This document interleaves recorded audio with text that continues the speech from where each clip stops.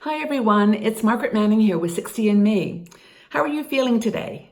Are you feeling strong and vibrant, full of life? Or are you feeling a little down, a little lacking in energy, maybe a little blue? You know, feeling blue is not an age-related issue, and I've got something I want to talk to you about today that might give you some new ideas for how to deal with those occasional feelings of, low energy and the blues that you might experience. You know, feeling blue is not an age-related issue, and I want to talk to you today about one thing that you may not have considered that may be contributing to your mood. Now, my tea today is English breakfast. I'm having my favorite tea, and I hope you're having one too, tea or coffee. But also, I want to remind you that our sponsor today is International Living. Now, International Living is a company that helps people to think about retiring overseas and provides all kinds of wonderful resources and research papers on how you can look at the questions that might be on your mind when you're considering retiring overseas. So if you check out their website, internationalliving.com/60andme, you can order one of their reports, which will help you to make some decisions about your thoughts about retiring abroad. Now, this conversation I wanted to share with you about how to feel vibrant and healthy in your 60s and how to deal with those occasional low blues that you might have. Now, one of our bloggers, Nancy Scanlon, wrote a really interesting article on one thing that might be impacting the way you feel psychologically, emotionally, when you're feeling a little bit down. And that is your diet. And she's got some really good ideas here for things to consider that might be impacting the way that you are, living your life and how it might be psychologically and physically affecting you. And the first thing she talks about is one that probably won't surprise you, and that's sugar. Now, sugar, it's everywhere. It's in foods that you wouldn't even expect. It's in pasta sauce. It's in things that are hidden, so you don't really know. So be sure to check the labels for sugar content. And she suggests, if you can, to use a sugar like stevia or one of those plant-based sugar products that is just not so bad for you. And watch the amount of sugar that you put into your body. Read your labels, try to find alternatives, because it does create a stress hormone in your body that is very, very, impacts people in a strange way, and it can be very harmful. You know, as you get stressed, your body produces cortisol and other hormones that are inflammatory.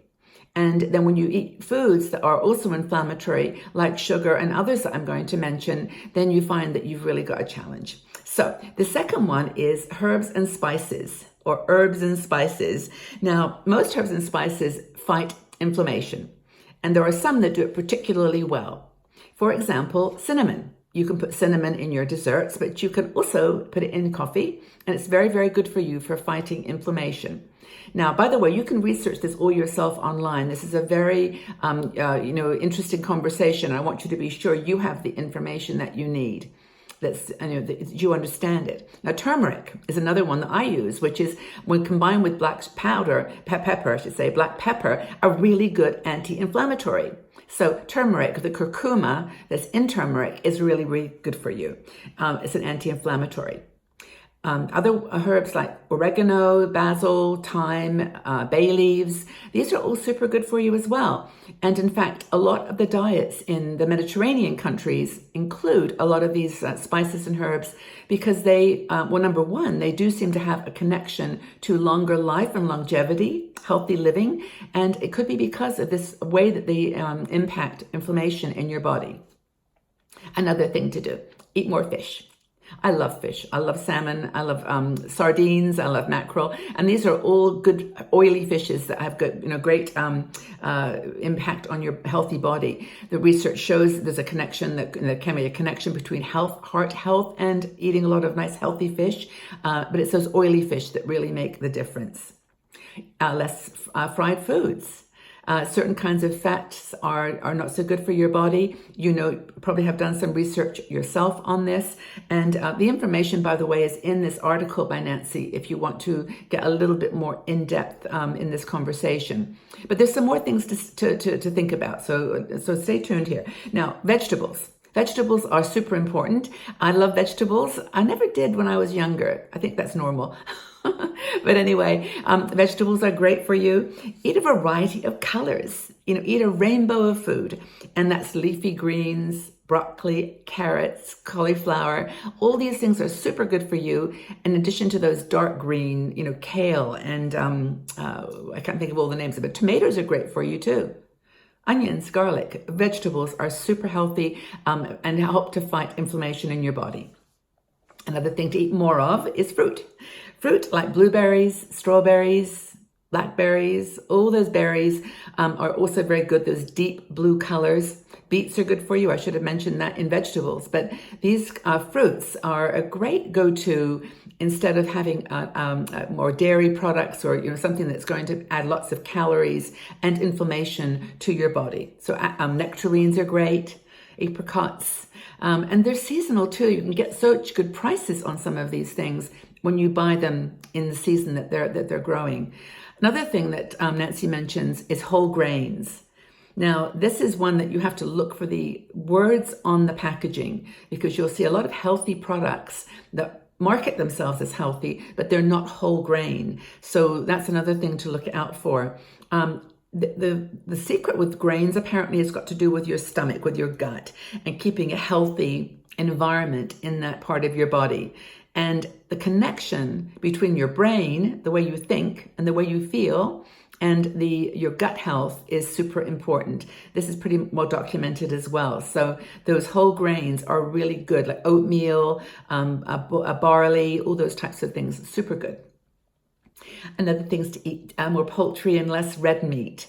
Now, people either love their red meat or they don't, but poultry is generally considered, and Nancy's got the statistics to show that it's a little bit better for your body in terms of inflammation. So, that's something to consider as well, to maybe reduce the amount of red meat and focus on poultry and as we said earlier, fish.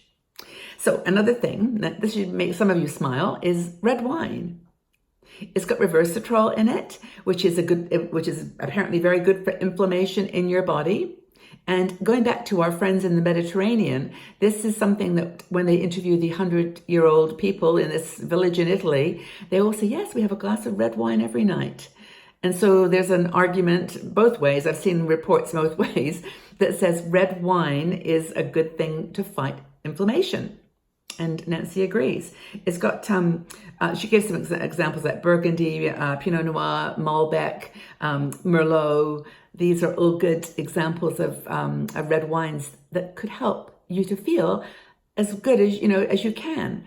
So this whole thing about feeling blue and a little bit down, there's all kinds of reasons, this can happen. You've got friends leaving you, you've got divorces maybe in your life, your family might be split up because of just geographical reasons. You could just have things on your mind. So feeling blue is part of being a human being, and it's also part of aging. We just are a little more sensitive to some of these things. Our careers are changing, lots of transition. But your diet can definitely have an impact, according to Nancy, on how you feel. So being blue is not an age-related issue specifically, but you can do a lot with your diet to make yourself feel good. So I hope that was useful and helpful information. I found it very, very fascinating, and I'm hoping that this is giving you some inspiration of how to, modify your diet for a healthy outlook on life. So thank you so much for being here. Be sure to check out our website, 60andme.com, and look forward to sharing more information and problem solving with you in the future. Thank you so much for being here. Bye-bye for now.